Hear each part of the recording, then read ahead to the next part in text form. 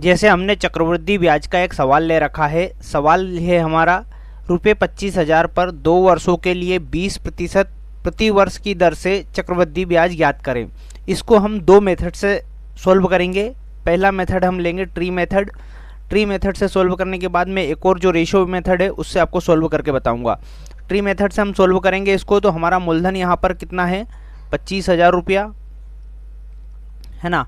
Tree method में हम इसको 2 साल के लिए अलग अलग निकालेंगे, पहले वर्ष और दूसरे वर्ष, है ना।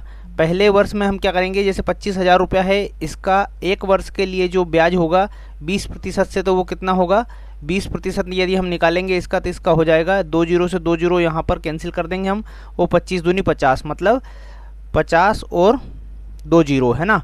मतलब 5,000 रुपये हमारा पहले वर्ष का ब्याज हो गया। तो दूसरा वर्ष भी हमारा 5,000 ही ब्याज होगा, लेकिन दूसरे वर्ष क्या होता है, इस ब्याज पर भी ब्याज लगता है। जो ब्याज है चक्रवृद्धि ब्याज में, दूसरे वर्ष जो ब्याज होता है पहले वर्ष का, उस पर भी ब्याज लगता है। तो 5,000 पर फिर से हम 20% निकालेंगे, है ना। 5,000 का 20% हमारा क्या हो जाएगा, 2 जीरो से 2 जीरो गए, 5 दूनी 10, है ना, और ये 2 जीरो एज इट इज़ आ जाएंगे। तो ये 1,000 रुपये हमारा दूसरे वर्ष का ब्याज हो गया। अब इस टोटल राशि को हम जोड़ लेंगे, जो राशि निकलेगी वो हमारी ब्याज हो जाएगी। तो ये 5,000, 5,000, 10,000 और 1,000, 11,000। तो इस तरह से 11,000 रुपये हमारा क्या हो जाएगा, चक्रवृद्धि ब्याज हो जाएगा।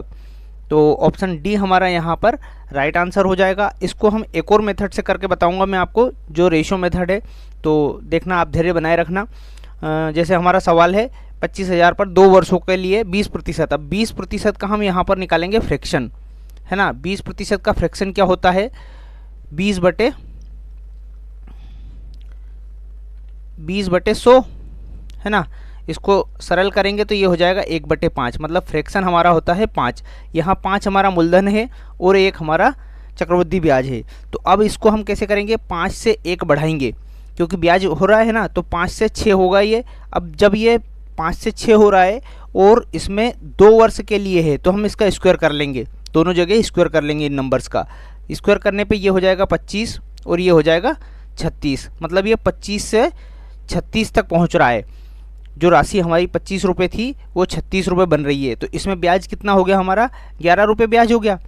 तो ये हमारा मूलधन है। अब 25,000 हमारा क्या था, मूलधन था। मूलधन पे यहाँ पर हमारी राशि 25 जो है मूलधन आएगी, और ब्याज हमारा कितना आएगा, 11 आएगा। तो 11 हमें कैलकुलेट करना है, बस इसको सरल कर लेंगे। 25 से 25 गया और 11 में 2 जीरो हो जाएगा, 3 जीरो हो जाएगा, सॉरी, है ना। तो ये 11,000 रुपये हमारा यहाँ पर इस तरह से भी आसानी से उत्तर आ जाएगा। ये हमारा रेशियो मेथड हो गया और वो हमारा ट्री मेथड हो गया। इस तरह से हम इसको आसानी से सॉल्व कर सकते हैं। आप दोनों में जो मेथड आपको अच्छा लगे उससे सॉल्व कीजिएगा। ट्री मेथड भी बहुत बढ़िया है और ये मेथड भी बहुत बढ़िया है। आपने अभी तक यदि चैनल सब्सक्राइब नहीं किया तो आप चैनल ज़रूर सब्सक्राइब कीजिएगा।